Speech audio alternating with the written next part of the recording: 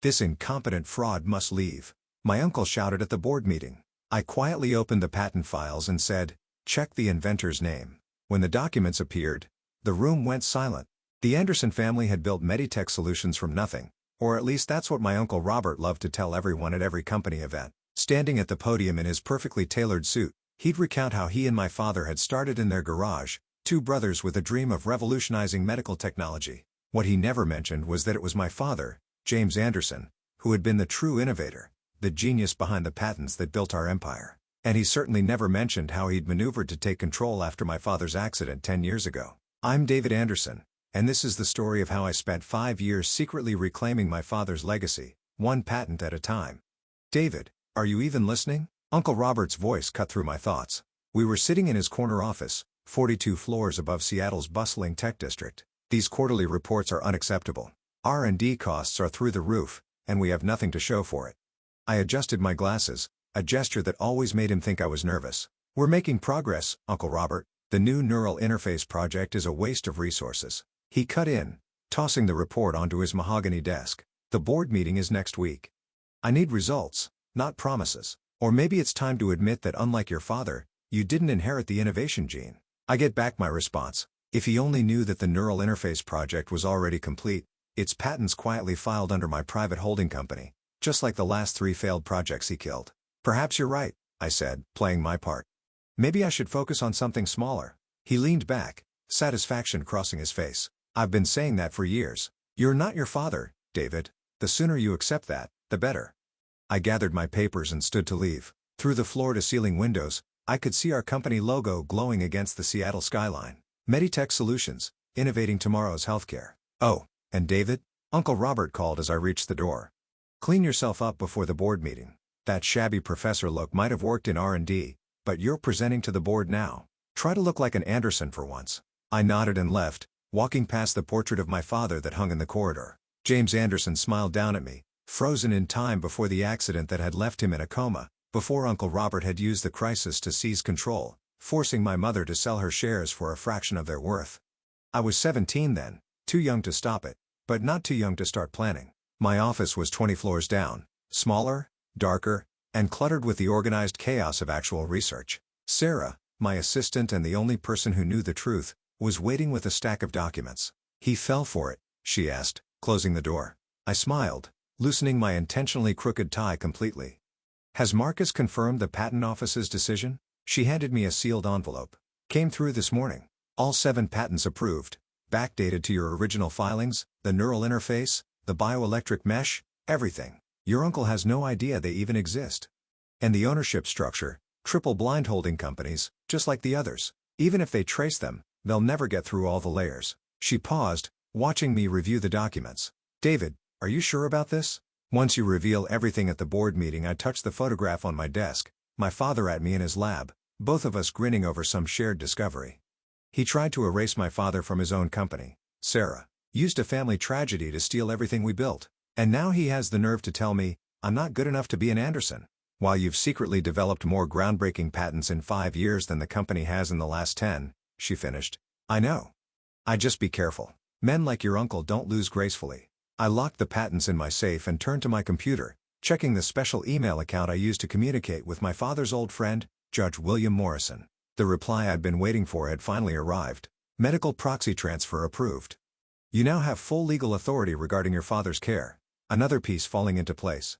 Uncle Robert had arranged for my father's care at a private facility, maintaining control over both his medical decisions and his remaining patents. He'd never expected me to spend years building relationships with the hospital board, documenting every neglectful decision, every mistreatment opportunity. Sarah was still watching me, concern evident in her expression. What aren't you telling me? The doctors say there's a new treatment, experimental, using technology based on Dad's original research that Uncle Robert buried because it wasn't immediately profitable. I met her gaze. There's a chance it could help him wake up. My God, she whispered.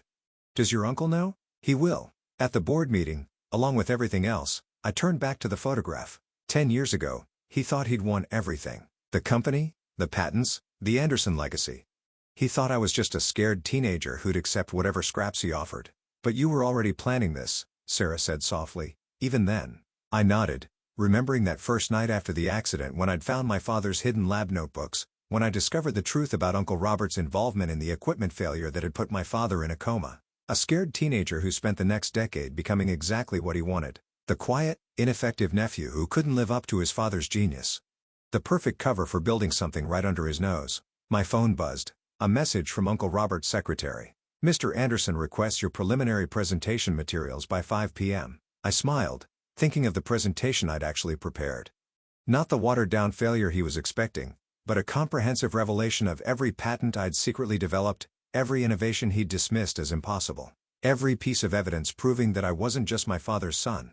I was his revenge. Sarah, I said, straightening my purposefully rumpled jacket, I think it's time we stop playing the part of the incompetent division. Call Marcus at the patent office. Tell him to prepare everything we discussed. Next week's board meeting is going to be educational. She nodded, already reaching for her phone. And your uncle? I looked out at the Seattle skyline, at the company logo my father had designed. Let him enjoy his corner office for a few more days. After all, the best revenge isn't just about winning. It's about letting them see exactly how badly they've lost. The stage was set.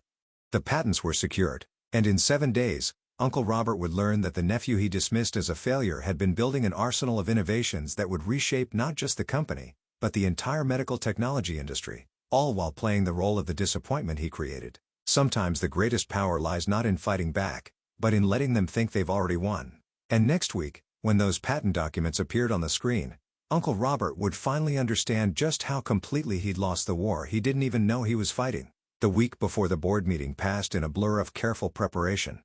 Uncle Robert, confident in his control, had no idea that every dismissive comment, every condescending gesture was being meticulously documented. Each interaction, another nail in the coffin of his carefully constructed lies. Your presentation materials are a joke, he declared, tossing my intentionally flawed preliminary report across his desk. Basic research any first-year intern could produce. Is this really the best you can do? I adjusted my glasses nervously, a gesture I'd practiced until it became second nature. I can revise it. Don't bother. He turned to stare out his window at the Seattle skyline. I've already asked Dr. Phillips to prepare a backup presentation. At least he understands what real innovation looks like. Dr. Phillips, the same researcher who had helped Uncle Robert salvage my father's lab equipment 10 years ago. I'd found the evidence in encrypted emails, carefully preserved on backup servers that Robert thought he'd wiped clean. Of course, I mumbled, gathering the scattered papers. Whatever you think is best. His voice stopped me at the door. You know, David, maybe it's time you considered a different career path. Your father, he'd understand. Not everyone inherits the genius gene. I turned, letting him see exactly what he expected. Defeat, resignation, the familiar shame of a son who couldn't measure up. Maybe you're right.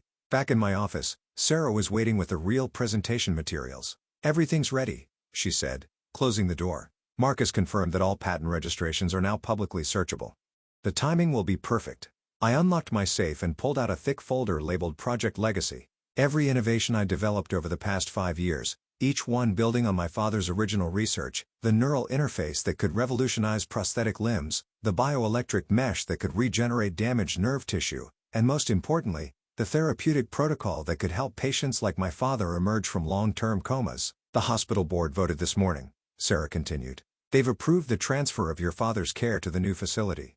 Everything's in place for the treatment to begin next week. I nodded, thinking of the private medical center I'd secretly helped fund, staffed by doctors who'd worked with my father before the accident. Has Uncle Robert noticed any of the preparations? He's too busy damage controlling the Milton contract situation. Sarah smirked. Apparently, their CEO was very upset to learn that their primary contact at Meditech has been developing revolutionary technology for a competing firm. That had been one of my more elegant moves, using a shell company to file patents that would directly compete with Uncle Robert's most lucrative contracts. The resulting stock volatility had the board nervous, making them more receptive to what I was about to reveal. David, Sarah's voice softened. There's something else you should see. She handed me a manila envelope. Inside was a police report from 10 years ago, the official investigation into my father's accident. Most of it I'd seen before, but one detail caught my eye, a witness statement that had been mysteriously deleted from the digital records. Where did you find this?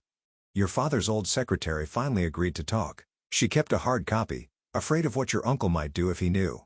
Sarah pointed to a highlighted section. Read this part. The statement described unusual activity in the lab the night before the accident. Someone accessing the equipment after hours, making unauthorized modifications. The witness had reported it to Robert Anderson, who assured her he would handle it personally. The next day, My father was found unconscious in his lab, the victim of an unexplained equipment malfunction. We already knew he was responsible, I said quietly. Yes, but this is proof.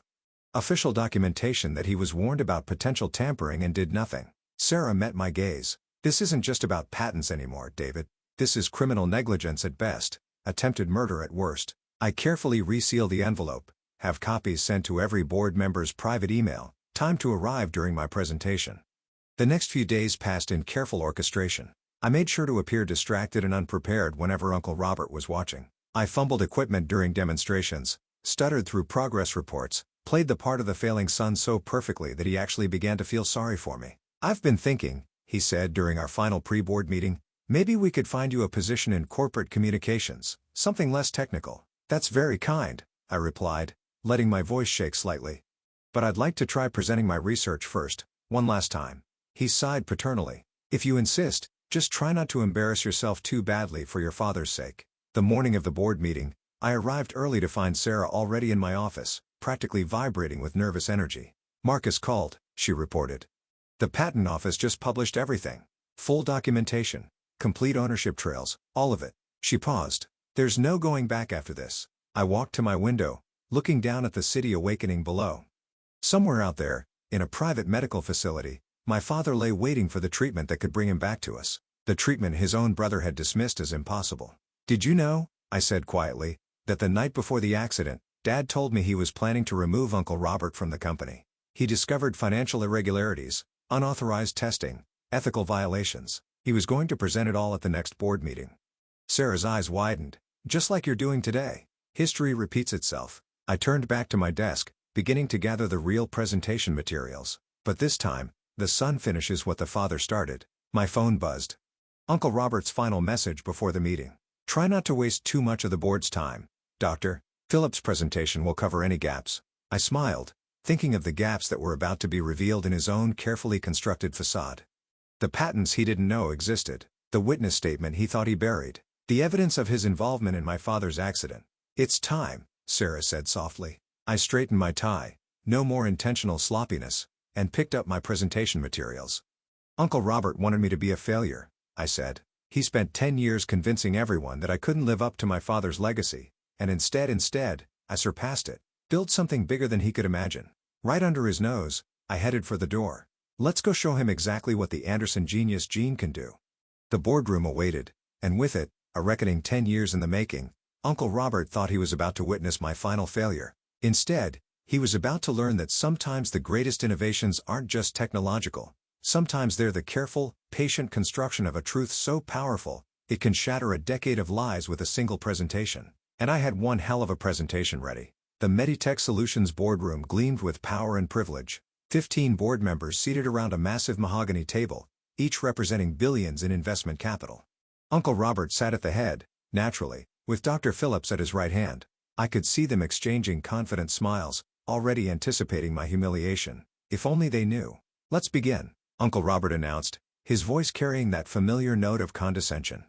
David has prepared a presentation on his recent research activities. Try to be patient. A few board members chuckled politely. I stood, connecting my laptop to the room's display system. Sarah sat in the corner, recording everything as planned. Thank you, Uncle Robert, I said, my voice steady. No more nervous adjustments of my glasses. No more practice stumbling. I'd like to discuss the future of medical technology, specifically in neural interfaces and regenerative medicine. We've been through this, Robert interrupted. Your preliminary reports showed no viable. Those weren't my real reports, I said quietly. The room went still. Those were what I wanted you to see. Just like you've spent 10 years seeing exactly what you wanted to see. A failure, a disappointment, a son who couldn't match his father's genius. I clicked to the first slide. Patent documents filled the screen. My name clearly listed as inventor, then another, and another. 7 in total, each representing a breakthrough that could revolutionize modern medicine. What is this? Dr. Phillips demanded, shuffling through his papers. These patents aren't in our database because they don't belong to Meditech, I replied. They're registered to my private holdings. Every innovation you dismissed, every project you killed, I developed them independently while playing the role you created for me. Uncle Robert's face had gone pale. This is corporate espionage using company resources for private. Actually, I clicked to the next slide showing detailed financial records. Everything was developed using my own resources. Resources I've been accumulating since I was 17, since the day of my father's accident. The boardroom erupted in whispers. I saw several members checking their phones, no doubt finding the email Sarah had time to arrive at exactly this moment. The neural interface you called impossible, I continued, my voice gaining strength. It's already in clinical trials. The regenerative mesh you said would never work. 3 major hospitals are preparing to adopt it. And the coma recovery protocol you dismissed as fantasy. I turned directly to my uncle. That begins testing next week on Dad. Robert shot to his feet. He is incompetent. He fraud must believe, he shouted, desperation creeping into his voice. He's trying to steal my brother's legacy. Your brother's legacy? I opened the final file. Let's talk about that legacy, Uncle Robert. Let's talk about what really happened in Dad's lab 10 years ago. The police report appeared on screen. The witness statement highlighted. Then the encrypted emails between Robert and Dr. Phillips discussing equipment modifications, financial records showing money transferred to offshore accounts the day before the accident. You see, I addressed the board directly.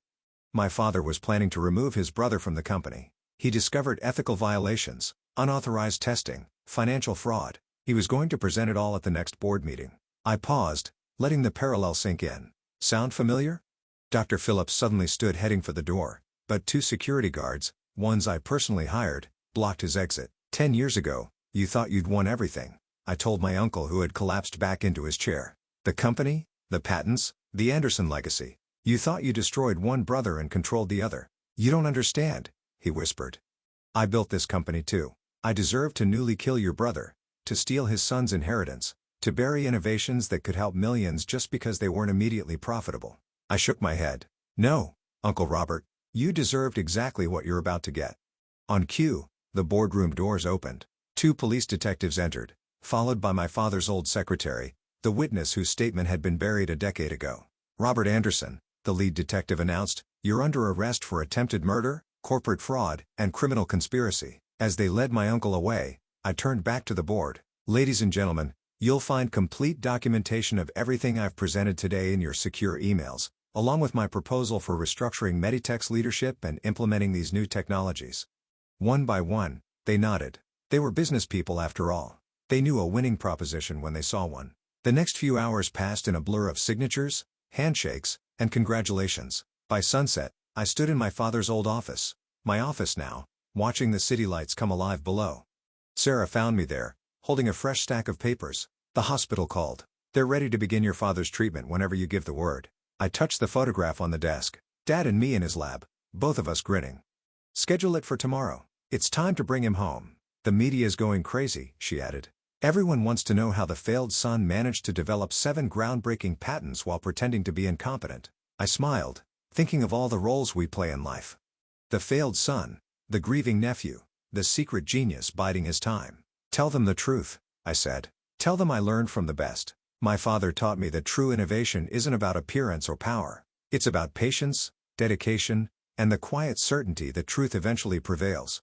Later that night, I visited Dad in his new medical facility. The doctors were optimistic about the treatment's potential. Even if he didn't fully recover, they expected him to regain consciousness, to finally learn how his son had protected and avenged his legacy. You are right, Dad, I whispered, holding his hand. The Anderson genius didn't skip a generation. It just learned to work in the shadows, waiting for the right moment to step into the light. In the end, the greatest revenge wasn't just reclaiming the patents or exposing Uncle Robert's crimes. It wasn't even about becoming CEO of the company he tried to steal. The greatest revenge was knowing that somewhere in a prison cell, my uncle was finally understanding the truth. He'd spent 10 years mentoring his own destruction, teaching me exactly how to play the role of the failure while building something far greater than he could imagine. And that was the most innovative thing of all, because sometimes the quietest revolutions are the ones that change everything. Sometimes the greatest power lies not in what you show the world, but in what you keep hidden until exactly the right moment. Just ask Uncle Robert. He has plenty of time to think about it now. As for me, I have a company to run, technologies to develop, and most importantly, a father to help heal.